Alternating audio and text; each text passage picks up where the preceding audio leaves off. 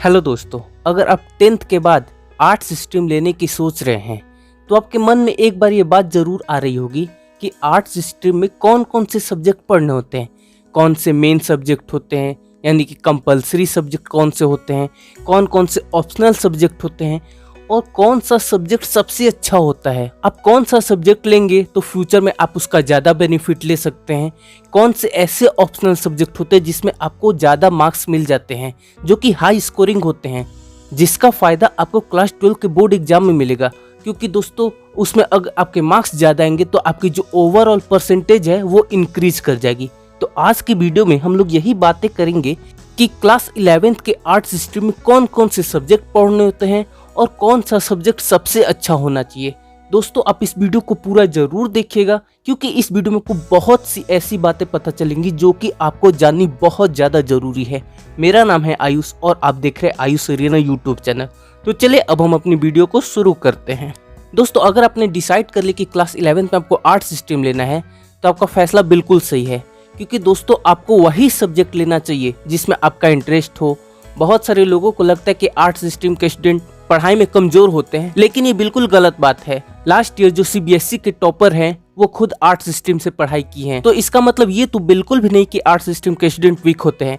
तो चलिए हम लोग बात कर लेते हैं आर्ट्स स्ट्रीम के सब्जेक्ट के बारे में।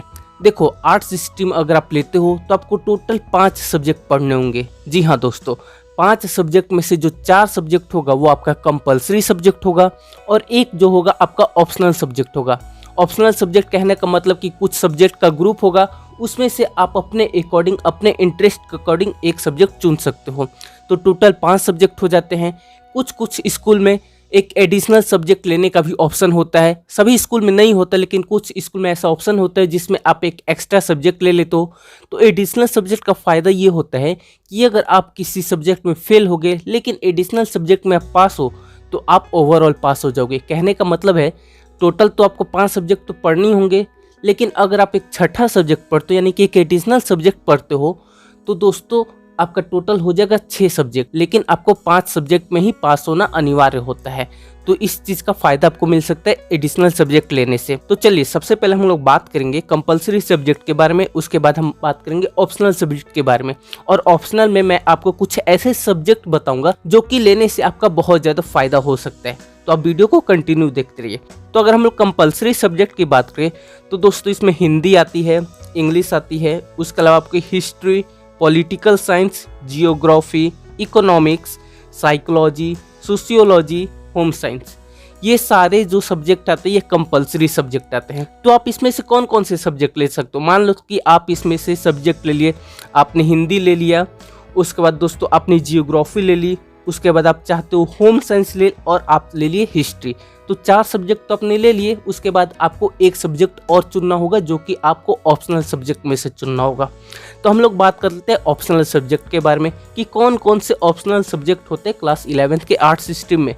तो दोस्तों अगर हम ऑप्शनल सब्जेक्ट की बात करें तो दोस्तों इसमें आपको कंप्यूटर साइंस आ जाती है, उसके अलावा दोस्तों आपको maths as a optional subject मिलता है, उसके अलावा आप चाहो तो आप डांस ले सकते हो, म्यूजिक ले सकते हो, ड्राइंग ले सकते हो, उसके अलावा दोस्तों आप योगा ले सकते हो और उसके अलावा आपको फिजिकल एजुकेशन भी एज ए ऑप्शनल सब्जेक्ट मिलेगा।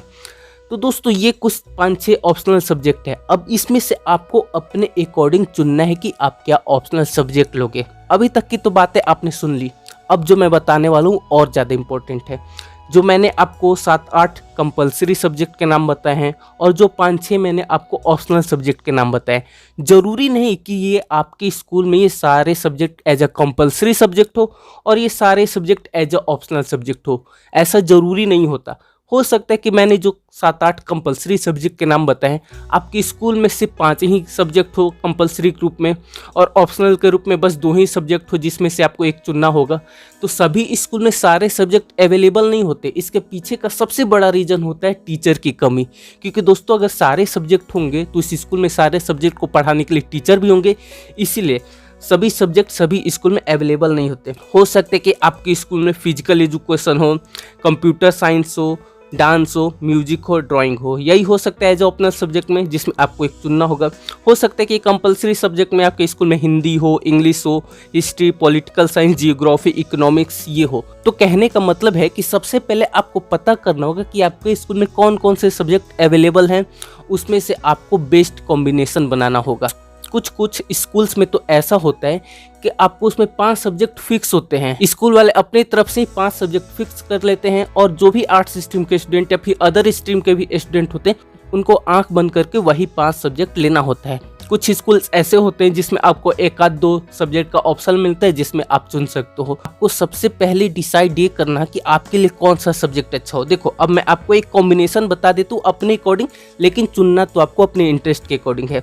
देखो आप इंग्लिश सब्जेक्ट ले सकते हो। उसके अलावा दोस्तों अगर आपका इंटरेस्ट इकोनॉमिक्स में है तो इकोनॉमिक्स एक बहुत ही बेहतरीन सब्जेक्ट है। लेकिन हाँ, इतना ज़रूर ध्यान रखना कि अगर आप इकोनॉमिक्स लेते हो तो आप मैथ सब्जेक्ट लोगे तो इसका आप ज़्यादा फ़ायदा ले सकते हो।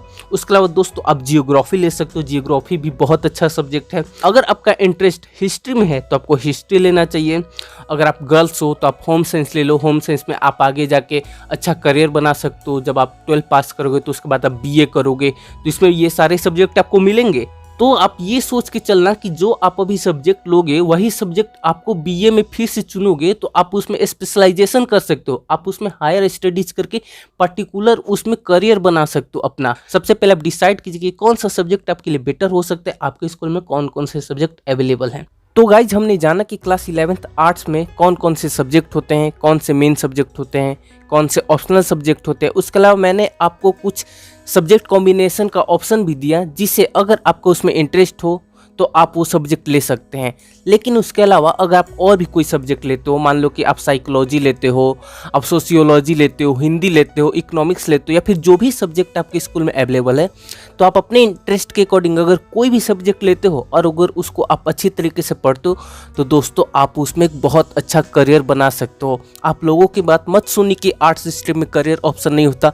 आर्ट्स स्ट्रीम में बहुत सारे करियर ऑप्शन होते हैं। मैंने आपको एक वीडियो भी बनाया जिसमें मैंने आपको बताया कि क्लास 12 आर्ट्स के बाद आप क्या क्या कर सकते हैं। उस वीडियो का लिंक डिस्क्रिप्शन में आई बटन दे दूंगा, आप वो एक बार जरूर देखेगा, तब आपको पता चलेगा कि हाँ आपके पास कितने सारे ऑप्शन हैं। आप क्लास 12 आर्ट्स कर लीजिए, उसके बाद आप ग्रेजुएशन कर लीजिए, उसके बाद दोस्तों आप कहीं पे भी जॉब कर सकते हैं। अगर आपको टीचर बनना है आप टीचर बन सकते हैं, अगर आपको पुलिस में जाना है पुलिस में जा सकते हैं, अगर आपको IAS IPS बनना है आप वो भी बन सकते हैं, अगर आपको आर्मी में जाना है आप आर्मी में जा सकते हैं, आप बैंक में जॉब कर सकते हैं, रेलवे में जॉब कर सकते हैं। कहने का मतलब है कि ऑप्शन की कमी नहीं है, आपके पास बहुत सारे ऑप्शन हैं। तो मुझे उम्मीद है कि अब आपको पता चल गया हो कि क्लास 11th में कौन कौन से सब्जेक्ट होते हैं। और एक चीज़ कहना चाहूँगा कि जो भी सब्जेक्ट लेना आप अपने इंटरेस्ट के अकॉर्डिंग लेना। तो दोस्तों अगर आपको ये वीडियो पसंद है इस वीडियो को लाइक कीजिए, कमेंट में बताइए कि आप कौन कौन से सब्जेक्ट लेना चाहोगे, कमेंट में ये चीज़ करके जरूर बताइए। उसके अलावा चैनल को सब्सक्राइब कीजिए, बेल आइकन प्रेस कीजिए। आप सभी ने इस वीडियो को देखा, आपका बहुत बहुत धन्यवाद।